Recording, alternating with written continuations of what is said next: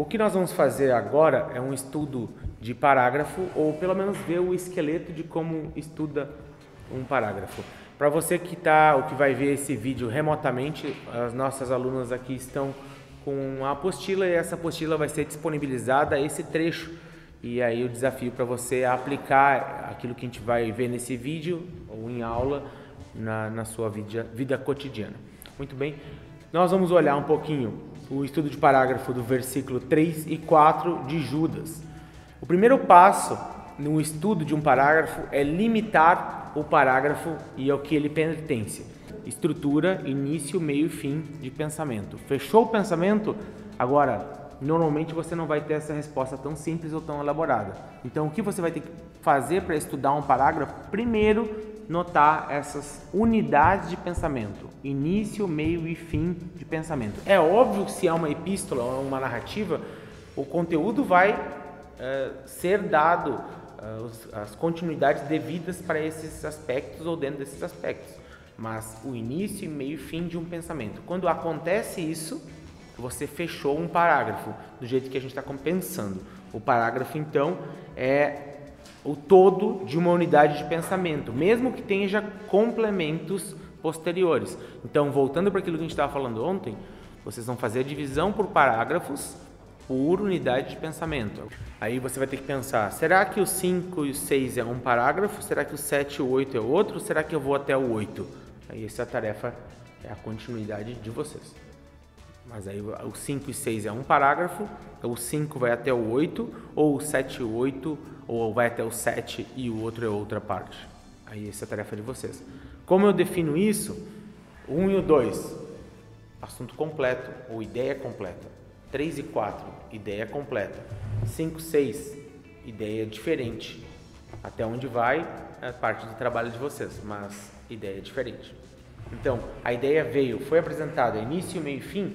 Nós estamos falando sobre uma carta ou sobre uma epístola que foi enviada para alguém com um assunto único, ou um tema principal, uma mensagem principal. É óbvio que todos os parágrafos vão se relacionar a essa, senão nós demos o título errado para esse nosso livro, ali atrás no trabalho que foi feito.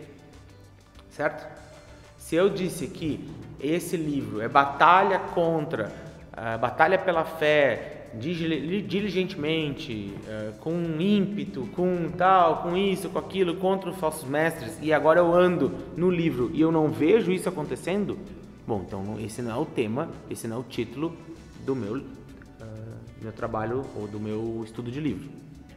Então, como que você define um parágrafo? Qual é a unidade de pensamento a qual este versículo está imediatamente relacionado?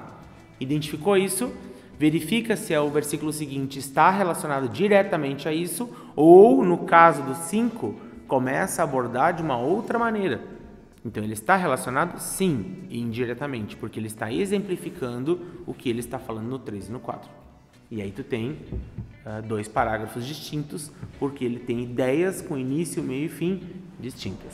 Quando vocês estiverem no estudo de vocês de outros livros, vocês procurem no início, quando vai estudar algum parágrafo, a primeira coisa é entender aonde ele pertence, leiam um capítulo todo, mas logo na sequência definam onde começa e acaba os itens. Definiu isso, tem certeza de que aquilo que tu vai estudar está completo dentro da ideia que você quer abordar ou que você vai abordar a partir do estudo. Depois disso, leia 15 vezes, porque 15 é uma ideia, mas leia 15 vezes esse parágrafo. Leia rapidinho. Amados, embora estivesse muito ansioso por escrever acerca da salvação, daí no meio disso, tá, mas qual salvação? Que aspecto? Não. Continua. Que compartilhamos, senti que era necessário escrever-lhes, leia 15 vezes, o mais corrido possível. Tenta decorar já esse versículo, essa coisa vai entrando na sua cabeça e você vai lidando com ele e preparando você para o que vem depois. Comecei o meu estudo de parágrafo, identifiquei os limites, depois na sequência, li várias vezes. O que eu faço depois? Nota o que vem antes e o que vem depois. É parecido com o exercício que vocês fizeram ali atrás, mas não é a mesma coisa. Não é a mesma coisa porque agora você está abordando só o 3 e o 4. Tem que ser mais completo do que você colocou ali atrás. como o 1 e o 2, ou seja, o parágrafo anterior, prepara para aquilo que vai ser dito agora. Como que o parágrafo posterior, o parágrafo 3 de Judas, dá continuidade para aquilo que foi dito no 3 e no 4. Bem simples. Entenda os limites do seu parágrafo, olhe para ele com bastante frequência, entenda o que ele está falando e, na sequência, entenda como antes prepara e como depois prepara. E aí você está concentrando e delimitando, mas não só delimitando, entendendo ao que ele pertence. A maioria dos erros que eu vejo de interpretação é que a pessoa começa, está muito relacionado a isso, ela começa lendo alguma coisa, ela chega nessa alguma coisa e simplesmente começa a pensar a partir daquela ideia e descaracteriza o contexto imediato. E isso que vocês estão fazendo agora é a análise do contexto imediato, o que veio antes e o que veio depois. Então, na nossa interpretação, muitas vezes ela não tem sentido porque não olhou o que vem antes ou o que vem depois. Passo 4 do trabalho de vocês, passo 4 da nossa apostila. Aliste o máximo de perguntas que você tem sobre o texto, questões que você não compreende completamente. Leram Judas 3 e 4. Aí você alista a pergunta.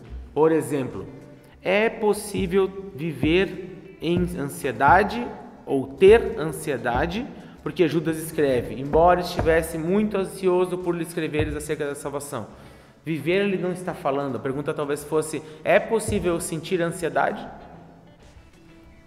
Alista a pergunta. Depois, escrever acerca da salvação que compartilhamos.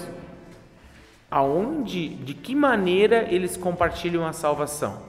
Eles compartilham a salvação porque eles conhecem o mesmo Jesus profundamente ou eles não são salvos e é só uma maneira de ele se expressar? Aliste todas as perguntas que você puder fazer. Todas elas. Tá? Qual é o objetivo do seu estudo? No final, quando você estudar todo o parágrafo, todo o seu tempo de estudo de Judas, você tem que voltar e a pessoa que lê o seu estudo tem que responder as perguntas que você fez dali, lendo o seu trabalho.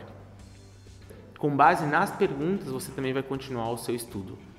A relevância da nossa mensagem está em responder as perguntas da atualidade, não só as nossas, mas aquelas que estão ao nosso redor. Simples e possível para vocês realizarem em qualquer texto. Vou estudar um texto. Onde eu começo?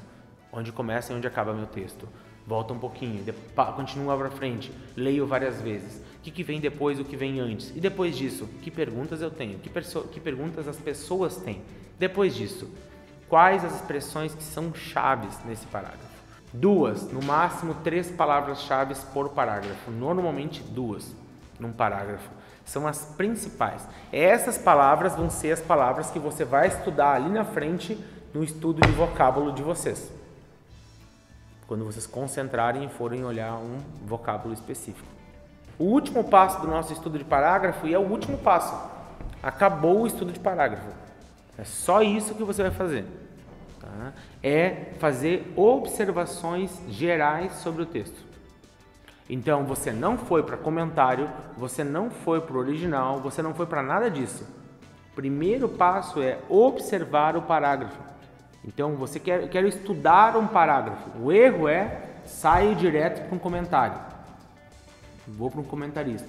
Não, primeiro eu vou olhar com calma, vou estudar ele, observar direitinho e na sequência eu vou mais para frente olhar os comentários. Mas primeiro eu compus algumas ideias, fiz algumas perguntas, olhei os limites, verifiquei as palavras-chave e agora eu vou dar sequência nisso fazendo algumas observações.